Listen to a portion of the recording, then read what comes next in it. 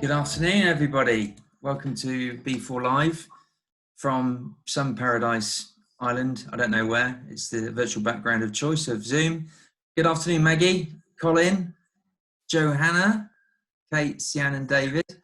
If you'd like to all come on screen, it'd be great to see you and be a bit more interactive with our hosts, Sian and Kate. So over to you, ladies.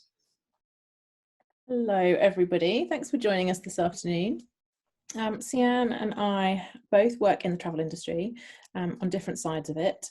So Sian is a travel consultant, is perhaps not, what's the word? Perhaps not correct enough, and I will allow you to correct me. But she organises. You're doing well. Personalises, tailors amazing holidays for people all over the world, working with the best of the tour operators and providers on the ground. And not only has she travelled extensively around the world, she has extensive knowledge of lots of places due to her relationships with people on the ground all around the globe. My experience with travel is slightly more behind the scenes. I've worked with an Oxford travel startup, or I did work with an Oxford travel startup that got bought by the world's largest travel site, TripAdvisor. So I've had some fascinating behind the scenes travel experience, largely in the holiday rental space. And I have gone on to set up a travel focused PR and marketing agency. So I continue to work with travel brands now, and it's a tricky time, but it's also a great time to dream about travel and plan for the future, when we can get back to some of our favourite destinations, some of our bucket list destinations. And when I'm not doing that, I quite often can be found talking about the travel industry for BBC, TV and radio. So between us, thank you very much to Richard for connecting us. He obviously had the bright idea that we would get on and have lots to talk about, and we thought it would be a little bit of fun to break up the week to talk a bit of travel and just lighten everybody's load on a Thursday evening. And yes, I am having a bad hair day, but I also thought I would bring my favourite travel hat along for the occasion. Looks great, Kate. Thanks. Anything you would like to add, Sian, before we crack on? No, that was perfect. Great explanation of what we both do. Wonderful. Okay, here's the test then. So we're going to run through, we're going to do a fast and curious approach to today. We're going to do some quick fire questions. Oh, nice hat, Colin. The sun's shining where you are. Excellent work. We are going to do some quick fire, fast and curious questions, and Sian is going to kick that off. Rob is in the driving seat behind the scenes, and then we're going to do a little bit of a deep dive into our favourite destination that each of us has been to and experienced, and then we will do another fast and curious. And then we would love, as we're going along, we would love you to add any questions that you have into the chat. Familiarise yourself with the chat section and chuck in any questions you have. It might be questions as to why we picked one or the other through the fast and curious, or just general destination-based queries. And we look forward to chatting more travel when we've been through this. Okay, Sian, are you ready? I'm ready.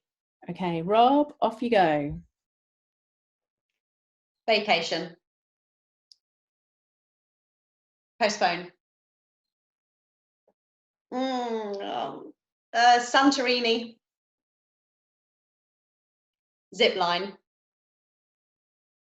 Mauritius, Maldives. Rob, you got any threatening music to really stir on a bit? I can't decide. I love both equally. Countdown music. Yeah, good idea. No, but both. I'm not choosing between the two. Oh God.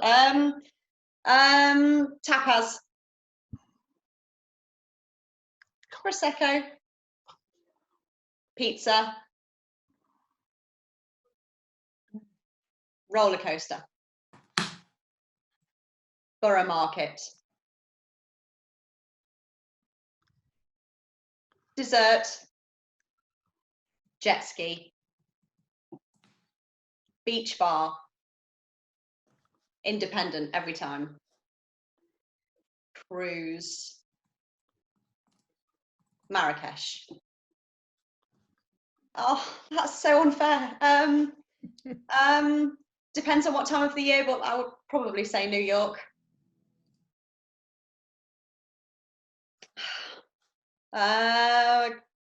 Costa Rica. Highlands. Nice music. Depends on who you're kissing. But my husband would kill me if I didn't say French kiss. So French kiss. Coffee intravenously. Northern Lights. Tower of London. Helicopter. A bit premature, actually. That's Music. ATV. Well done. Cheers. Very good. Who was contributing the countdown music? Was that you, Rob? It was me, pathetically. I quite liked it. Right, Only lasted 33 seconds. That piece of music has got 3.7 million views. How sad. wow.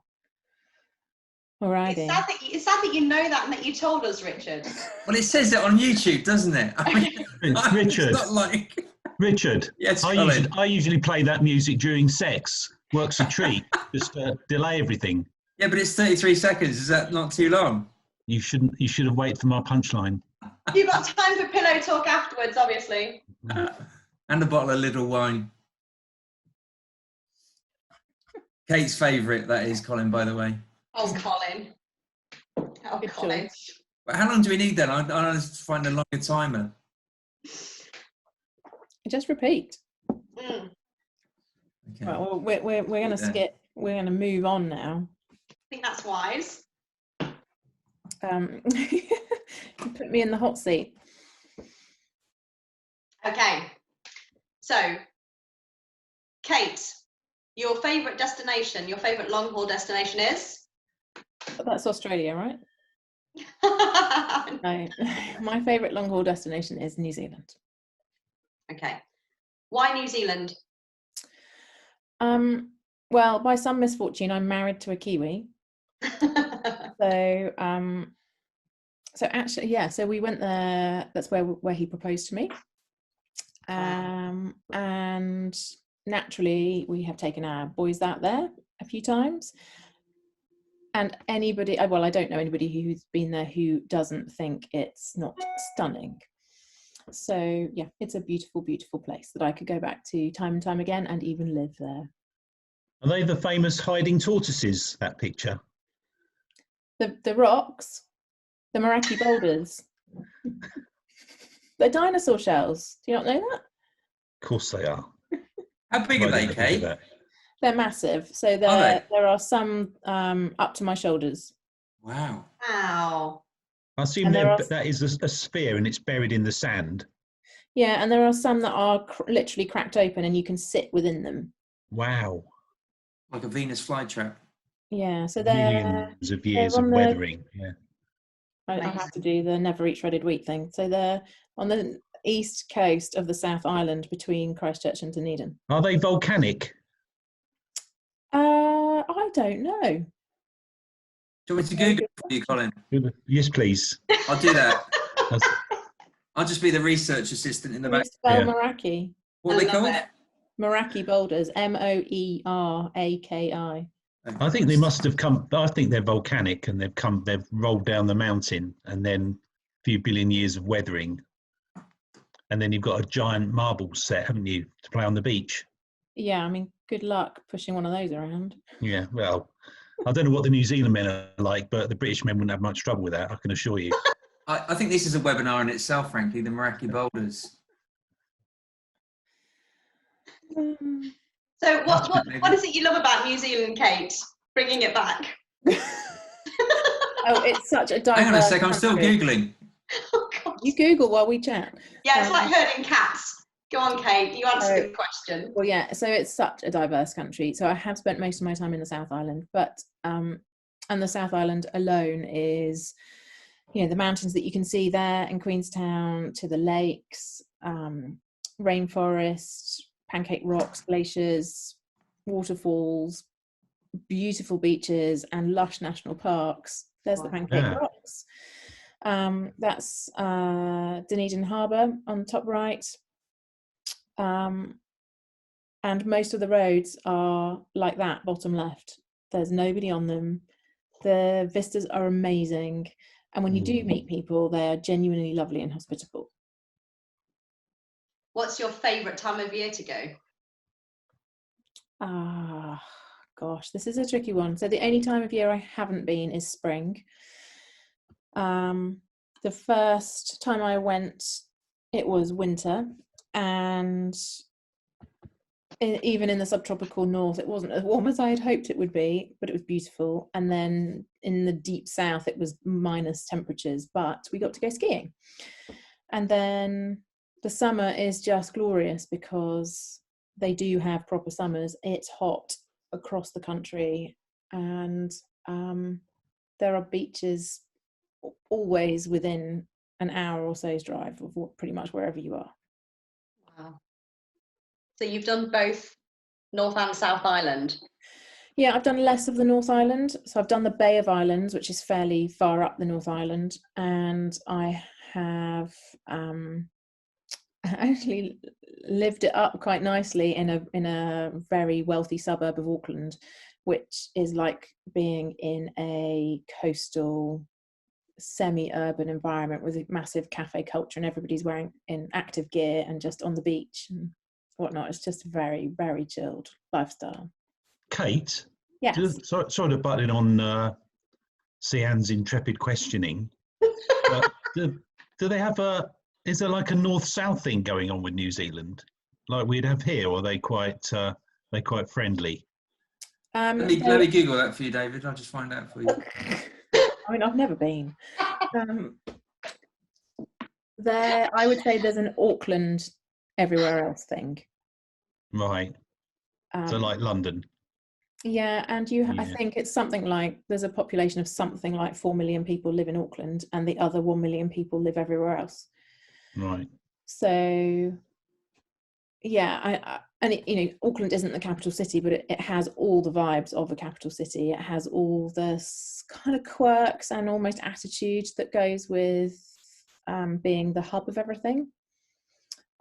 So yeah, I have heard, and also I have experienced, the Aucklanders can be a bit, nose up in the air kind of people. But one Amazing. of them's a really good friend.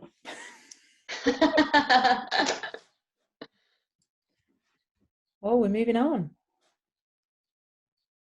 Oh no, we're going back. I'll say New Zealand's hardly short haul. No. To answer your question, David, I'll put a link in the chat thing for you.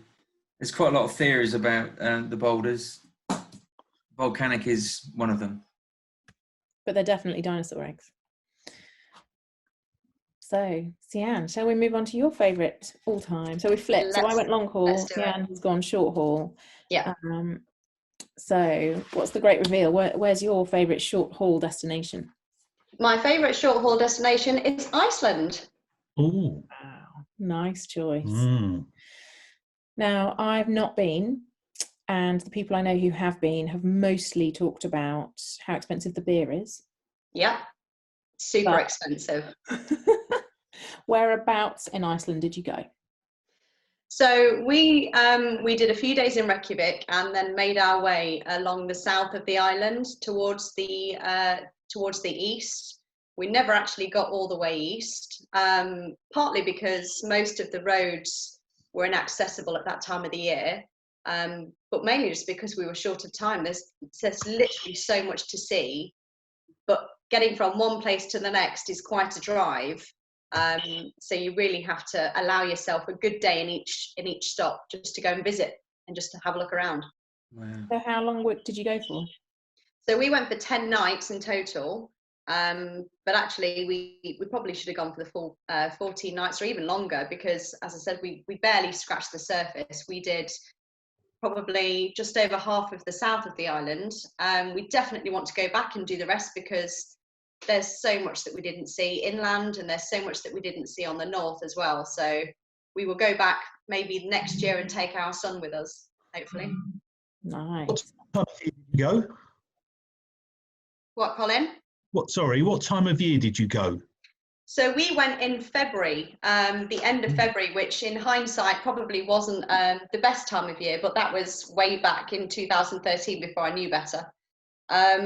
We actually had a great time though. The only tricky thing about it at that time of the year is that it wasn't that cold. It was probably, I don't know, 11, 12 degrees. So it wasn't that bad, but a lot of the roads were really tricky to drive on, and actually none of the tours had started because their season doesn't really begin until mid-April. So we kind of missed out on a lot of the guided tours, and if we wanted to go like hiking inside the glacier, which you can do, you can go and visit loads of the ice caves and things, we couldn't do any of that because they weren't open yet. But that being not said, a lot of daylight hours either. Well, that's more in the summer. So in the summer, well, yeah, you're right. At that point, that it was average, really. It was okay. We managed to get some good sleep, but actually from April onwards, it's practically daylight for for most of the day. So you have to take your eye masks and things with you just to make sure you get decent sleep. What was your favourite part of the island? It's hard to say. I loved the drives. We made sure we had a really good quality 4x4 because we knew we'd need it with the roads, because we did a bit of off-roading. But actually, we got as far as Hoffen, which is sort of halfway along the south of the island. And I think my favourite thing was probably, so you had this place called Jokul Salon, which is it's like a black sand beach, and on there are these big random blocks of ice the size of trucks that you can actually climb inside. And on the opposite side of the road, just further down, you've got this the incredible glacier. Where the glacier finishes, it becomes like a river, and actually it's just so it's so quiet and peaceful, and the colours I could never describe to you. That I've never seen blue like it. And there were just these random bits of ice floating around you, and you could walk around the whole thing, and the only thing you could hear was the sound of ice cracking and the occasional sea. And it was just spectacular. And actually, you could drive an hour down the road, you wouldn't see another soul on the road, but you could drive an hour down the road and it would be like walking on the surface of the moon, because the landscape was so diverse. It was massively different from one place to the next. It was incredible. So what kind of things did you get up to, or did you have a favourite activity while you were there? We were hoping to see the Northern Lights. We didn't, which was unfortunate, but I think it was probably the latter end of the season for the Northern Lights anyway, because that's more November to March, and we were just unlucky because it was overcast. But we went to see the geysers, as you can see in that picture. They were incredible, and I'm sure if a family were to go, kids would love that. Anything that explodes, really. So it's great fun. So we enjoyed that. There were some beautiful waterfalls to see that we really enjoyed. But I think overall, just the whole experience of it, apart from paying £10 for 2 bottles of Corona, but apart from that, actually the whole thing was just breathtaking, and I would go back there tomorrow if I could. I really would. It's brilliant. You're very unlucky not to see the Northern Lights if you were there for 10 nights, though. Very unlucky. We were very unlucky. I must admit, we probably, we did go to bed quite early as well, because it's exhausting. It was really tiring, because we were just up and walking the whole day, and hiking, and walking on glaciers and things, and actually being surrounded by the cold and being in the fresh air all day, you are tired by the time you go to sleep. So the fact that basically you were asleep is why you didn't see the Northern Lights. They were there, but you were asleep. Thanks, Colin. It was overcast because she was drunk, Colin. Yeah, exactly. Yeah, we did have a few glasses of stuff while we were there, and I did eat some fermented shark, which was absolutely awful. And it was just before your cataract operation, wasn't it? So, Oh, Colin, you'll pay for this later. But yes, it was. Thank you. Yeah. No, I think I did sleep through it on a couple of occasions, maybe. But on the few nights where we made ourselves stay awake and look for it, we didn't see anything. But it didn't hinder the experience at all. We had such a great time. Fantastic. Thank you very much, Sian. Now I want to go to Iceland. And you should. Yeah, it's on my list. You went to Lidl this morning, so why not?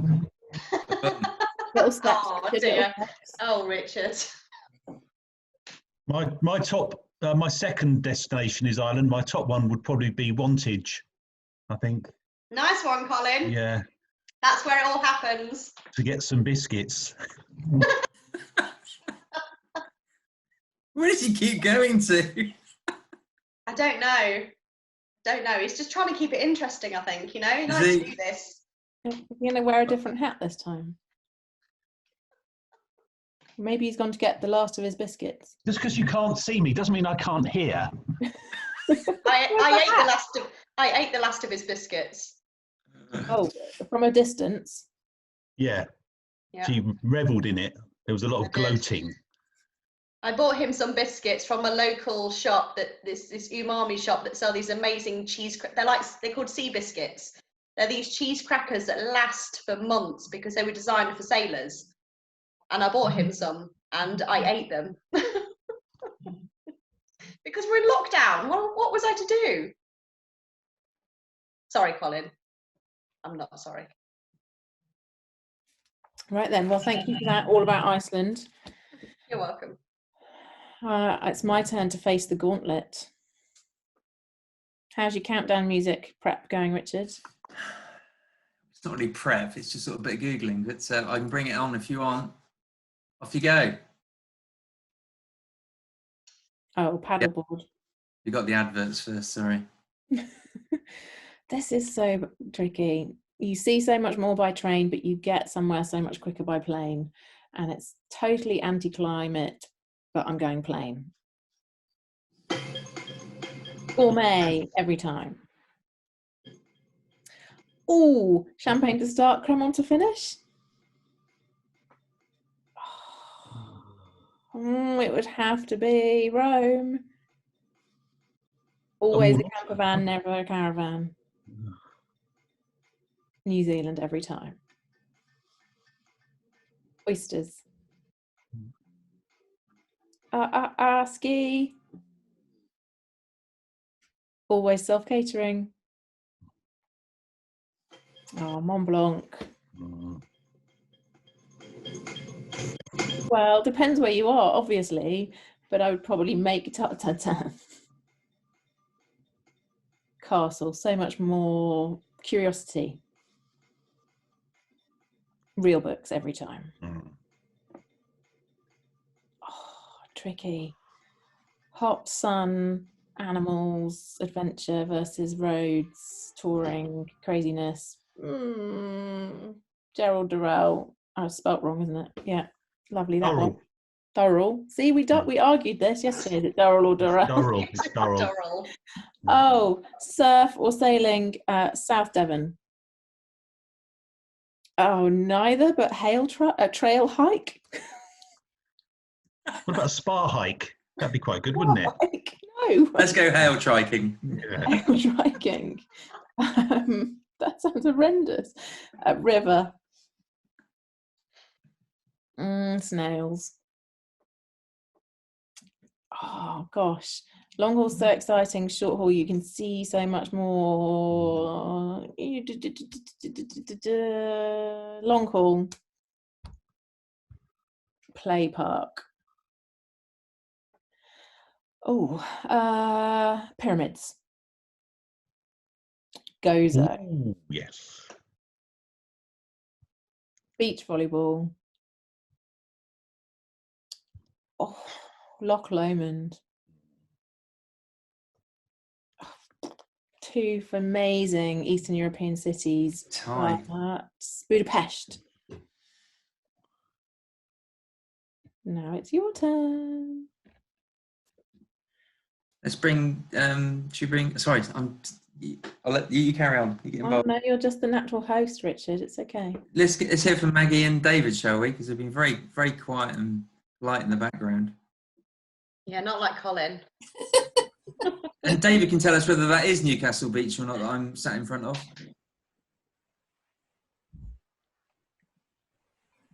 David, do you want to go first? You need to unmute, David. Where is that? You found it. You found. Oh. You found it again. You're on mute. There you go. Right, Don't better go headbutt to the Maggie. laptop, for Christ's sake. You better go to Maggie. I just went to Someone you. who hasn't been on Zoom every day. Okay, well, I loved the New Zealand trip, so quick whiz round. Where did you like best, Kate, within New Zealand? Oh gosh, so many places. I just had so many amazing experiences. But I'm going to pick probably Hammer Springs because it's just so serene. Oh wow, whereabouts is that? It's about an hour northwest of Christchurch, maybe a bit longer. It's a spa village, so there's lots of natural pools there, and then they've expanded it obviously over the decades to be slightly commercial on New Zealand's terms, but still very small scale. If you were to compare it to an outfit here in the UK, but it's beautiful. It's in the mountains, and it's got lots of hills around it that you can walk. And it was nice to hear you said about the Bay of Islands up in the north, because we didn't get that far. We did Auckland down as far as Queenstown, so we didn't do north of the North Island or south of the south, so just dying to go back sometime. Well, you have the perfect excuse because you haven't done it all. So anyway, let Maggie jump in. Bay of Islands is really pretty, and we stayed somewhere just north of Kirikiri on a river just leading into the sea, and it was on a big farm owned by a family who'd moved over from the UK, were farming the land, and then had built a couple of cottages around the land. And our balcony overhung the river. Yeah. And there were kayaks for us to use, and we just kayaked down to the beach. It was pretty amazing because there's nobody else around. You showed a photograph of Dunedin, and we clearly didn't get that far south or to the Marlborough Sounds. But has that got a real strong Scottish heritage in Dunedin? There is. I don't know that you would identify it if you were just pottering around town. My in-laws are Glaswegians, so they moved out there But are they both covered in scars by any chance? No. Oh. And you were very polite about the Aucklanders, because we heard everybody else called them Jaffas. Oh, harsh. Yeah. Which I won't explain, except maybe just another, what was it? Flipping Aucklander. We'll put it that way. Yeah. They're not afraid to air their opinion. But yeah, I mean, I said this to Sian the other day. I really didn't enjoy Dunedin the first time I went. It was bleak. It was grey. It was winter. It was minus degrees. But it's actually a really vibrant city, and it's a city of only 200,000 people. It sounds Scottish, doesn't it? Well, it is. It's Dunedin, yeah. It means Edinburgh, doesn't it? Does it? So. Yeah.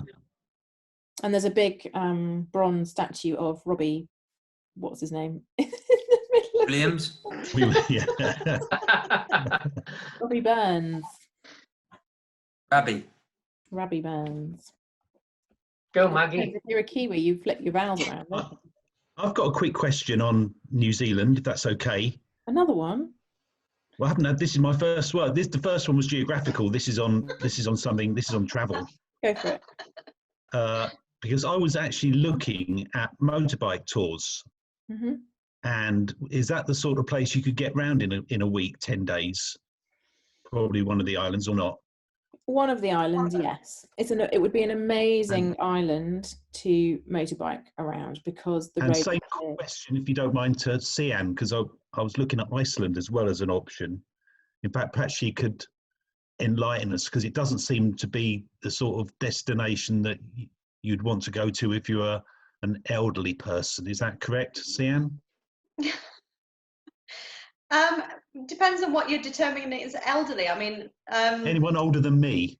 Okay, well, you're quite fit and healthy, Colin. So I guess if you have mobility issues, it's probably not an easy place to get around. But I've sent all manner of people there. So I've sent families and I sent a couple last year. They just retired, so they were in their early You say 70s. sending there like you're punishing them. I'm sending Yeah, terrible punishment having a holiday. Yeah.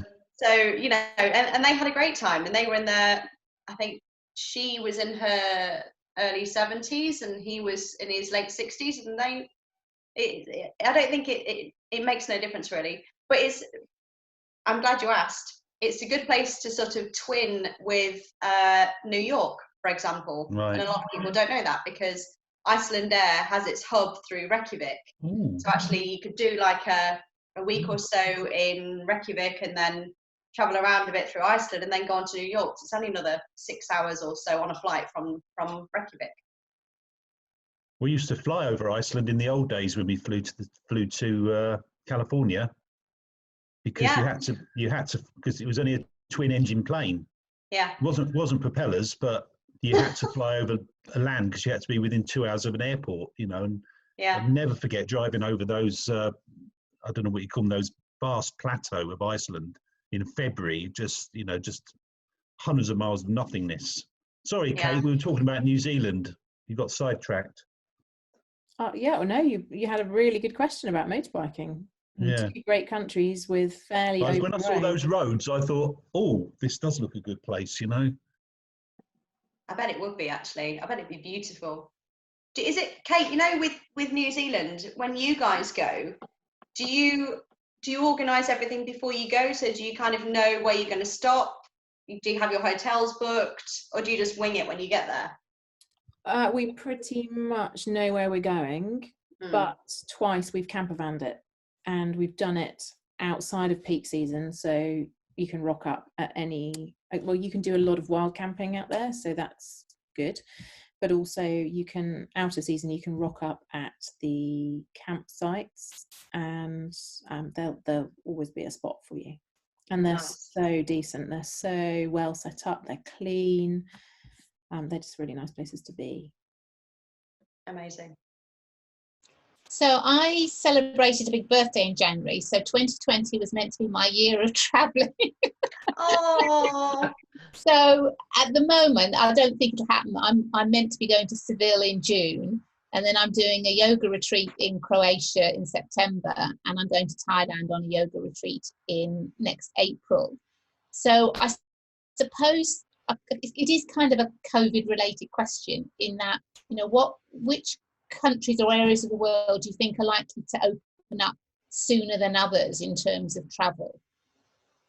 To be honest, Maggie, there's not really a way to know the answer to that question. I wish there was, believe me, because a lot of my customers are thinking the same thing. I know that Spain are putting a lot of incentives in place to get people back there.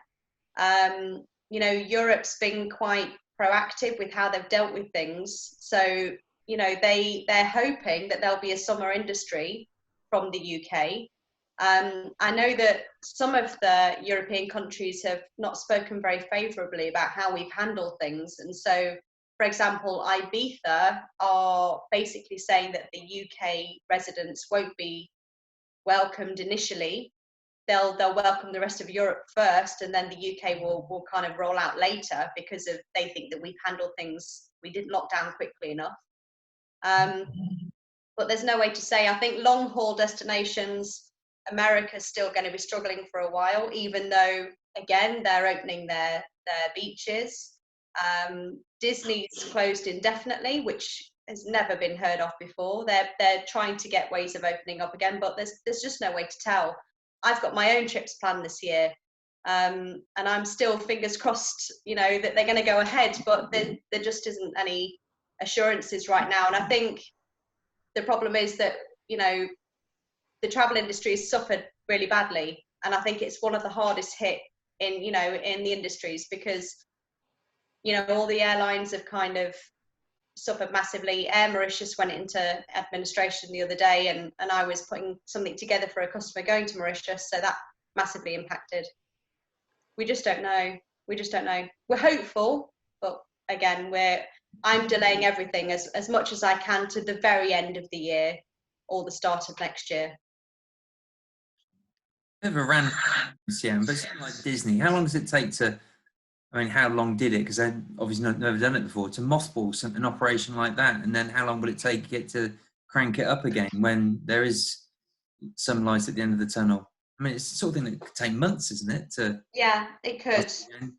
The problem that we have is that companies like Disney are being pressured from the government to open quicker than they ought to, and because they're not wanting to open right now. They don't want to open until they can guarantee that they've got things in place to help people socially distant, and they haven't got that right now. But the government of the president, I should say, is putting massive pressure on them because they provide a massive influx to the economy over in America. So I don't know how long it will be. I mean, we've got tons of customers who were going to Disney this year, and obviously they can't now. They've got loads of their staff, obviously, that would have been in the entertainment sector of Disney that have been sent home or that have been furloughed, that they can't replace right now. So even if they did open tomorrow, they wouldn't have the staff. So it's really difficult. I think they're hoping that they'll be reopening for this summer. Really? Yeah, that's what they're hoping, but I don't think it's going to happen. And again, a lot of the long haul destinations, especially America, are very hopeful that they'll have a travel industry back up and running by this summer, because they know that that's when everyone goes on their holidays. But reality is, it's probably not going to be the case. Interesting.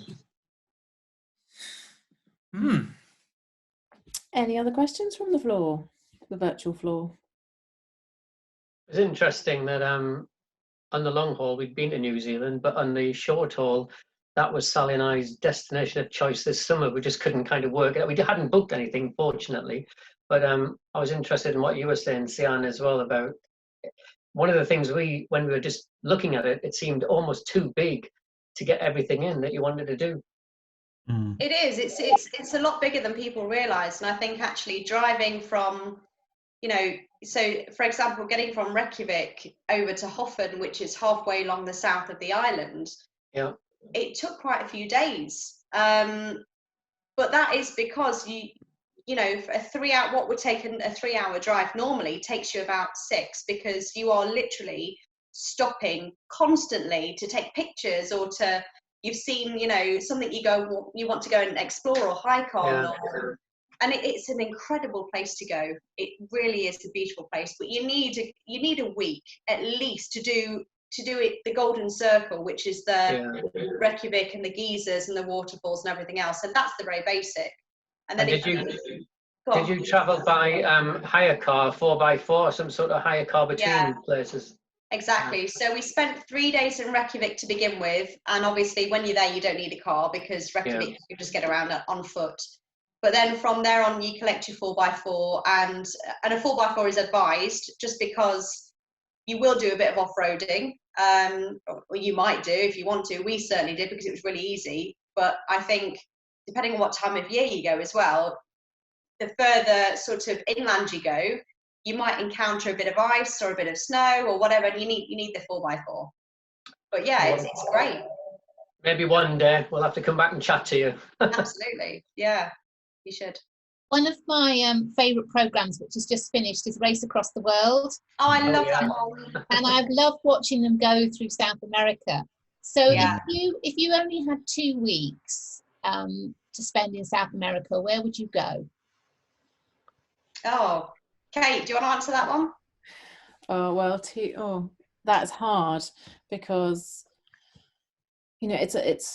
it's you're committing to a decent travel time for starters.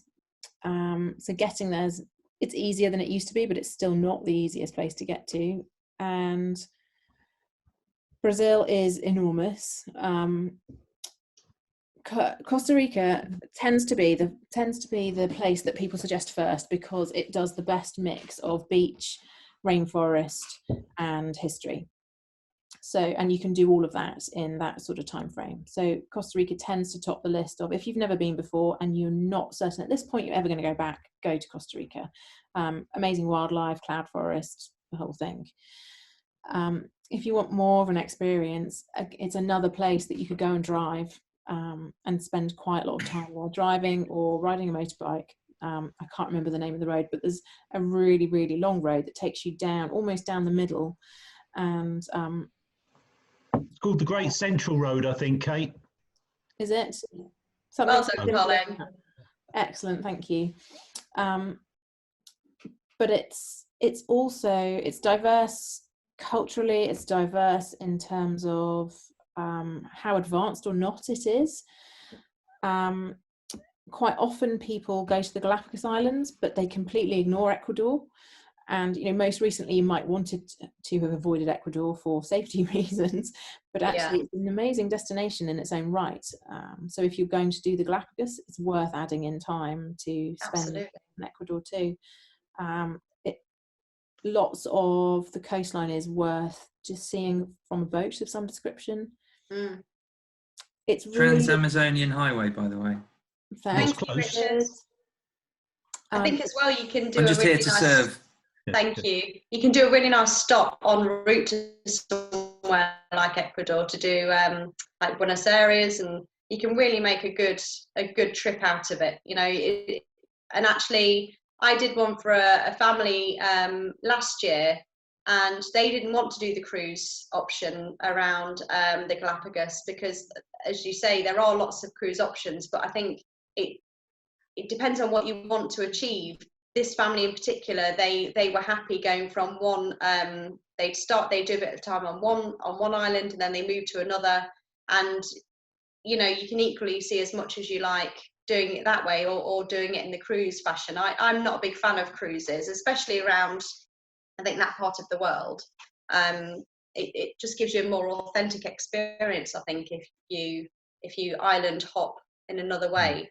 But if you're talking South America or even Latin America, I mean, I know I chose Costa Rica over Cuba, but Cuba's always also been on my radar and has been for years. And Colin, I know that you and I have talked about Cuba a lot, haven't we? Yeah, because there's so much to see. Not us two. Well, we did talk about going together, Colin. Don't lie now, just because you've got an audience. I've withdrawn the offer. Okay, fine. But to be fair, Cuba has a lot to offer, and you can there's beaches, there's hiking, there's horse riding. You can do all manner of things in Cuba. There's a lot going on there. So, and you may not get mugged. Apparently, there is a chance that you won't get mugged in Cuba. There is a chance, which is always beneficial. Yeah. I think you mentioned every South American country bar Peru so far, and which is another place I really want to go. And Maggie's to. probably none the wiser now, are you, Maggie? What about Chilean vineyards? Yeah. Well, anything that supplies wine. Yeah. Yeah, I'm on board. Just avoid Colombia. Yeah. It is worth saying that recognise it when you're planning. It's another destination that takes time to get from A to B. Yeah. And you don't have to do it by internal flights. It's obviously much more interesting if you don't, but it just chews into your time that you have there. And if you do something like Peru, then you've got the altitude acclimatization to factor in as well. Yeah, definitely. So where do you all want to go to next when all this is over? David, I'll ask you first. Where do you want to go? Well, funny enough, it sounds like I'm sucking up to you, Sian, but our holiday, next one was half term. We were due to go to the Italian lakes after you put that in a B4 Which issue. lakes? About Which ones? Maggiore was the one that's got the garden. Yeah. And, we just booked up an Airbnb. Fortunately, we've got the money back. That's and good. A voucher from BA. So we hopefully will be able to do it in 2021, because I definitely want to go back there and support the travel industry again. Yeah. Oh yeah. The point of that article, David, you were supposed to put that through Sian, but never mind. Hey, it's all good. If I'm generating interest, it's fine. Next time, maybe. Yeah, next time Iceland, we'll do it. Sure. Through How about you, Sian. Maggie? Where are you going to next? Well, aside from my trips that I've already got sort of booked and planned, I think probably I quite fancy trying a European walking holiday. but one that is like singles friendly, but where you don't feel like you stick out like a sore thumb because you're on your own. Or I mean, I would love to go to New Zealand, but that's probably not for a couple of years yet. But you know, I am quite tempted by kind of Cuba, Costa Rica. So maybe that's something for 2022. Absolutely. I love you got so many amazing destinations on your list. Colin, where am I booking you to next? You know where I want to go next. Bognor. We'll get it organised. Wantage. Apart from the pub, Wantage There's is no up more there, but biscuits, Colin. I've eaten them all. I've actually been, we went to Crete last summer and a week wasn't enough. And I actually thought, do you know what, if this all clears up a bit, maybe October I could do a month in Crete and just really get around the island, do it properly. But the ones you mentioned, fun enough, the two big ones are Iceland and Cuba. Right. There you go, you see. How about you, Richard? Where are you going to next? Newcastle. No, I think I'd quite like to go to Disney, actually. Not the Oh, Death you Star. should. You should. No, Everybody should. I want to take Ed, and he's To the Star Wars. he's 23, but he loves his Star Wars, and I've always promised that I might take him. You can make your own lightsaber. Brilliant. Oh, actually, Yeah. yeah. So, Yeah. no, definitely Florida, Orlando. Wait, the Florida, you want to go to the Florida Disney? Because I always think Disney when World. people say Disney, I always think of Anaheim, which is. Yeah, it's not as Do you know good what, though. Connor? When I was 21, I worked at Disneyland in Anaheim Did you? I've been there a couple of times, but. on the Star Tours ride, which was quite interesting. Really? Yeah. Wow. I This bet could they be a loved you whole- over there, didn't they? This could be a whole new Somebody event, did, couldn't it? Richard's life on the roller coaster. No, Star Tours. It was like the flight simulator. It was weird seeing Mickey Mouse with his head off at backstage. And it was a 65-year-old woman as well. So it completely it played with my mind a little bit. But I asked for Sleeping Beauty's autograph in the cafeteria once, which was my lowest moment, I think. Oh. She looked at me and she said, "Really?" She said, "I'm not really Sleeping Beauty, you know that, don't you?" Oh, bless you. Oh, no, I respect that. Good fun. So yeah, Disney World. What about you, Kate? Where are you going? I'm going to Ibiza and nobody's going to stop me. You can't, you won't be allowed. Oh, you won't be welcome, Kate. No chance. I can do a great French Speak accent. with a German accent or something. Yeah, I'm Do going. it. Yeah, I want to go to Ibiza too. Do you know, it's one of those places that a friend of mine, well, there's a group of us that have said for years, we've never done Ibiza. We've been around to the other islands. We've just avoided it because it's so party and clubby, but we said we need to do it one year. We need to just go and experience. Maybe not the really commercial side of it, because Ibiza is actually quite pretty aside from the clubs and everything else. But Yeah, we're well, the plan is that we're going with some friends who he worked out there for a long time and had an apartment. So stupidly. Now you're going with Sian though, Kate. So that's sorted, yeah. Yeah. we're all going together. We'll take a bus. Are you coming, Richard? Bus. No, I wouldn't want to cramp your style. No. And I haven't got a very good French accent either, as I've already proved. And Sian, where are you off to? Well, I'm hoping to go to Jordan at the end of the year. It's all booked, but whether that will happen or not is another story. But next year, we're actually planning our family holiday. We're doing a bit of a road trip in America. So we're starting in San Francisco and going through Yosemite and glamping in the Grand Canyon under the stars, and doing the national parks, winding our way up to Montana, where we'll hopefully fly home. I've done that. I've done that tour. I know you have, Colin. I'm Is that why you're doing it? Is that why you're doing it? It's not because you've done it, although, you know. Because you haven't got any ideas of your own. That's no, what it it's because I did Just this. follow the trail of destruction, Sian.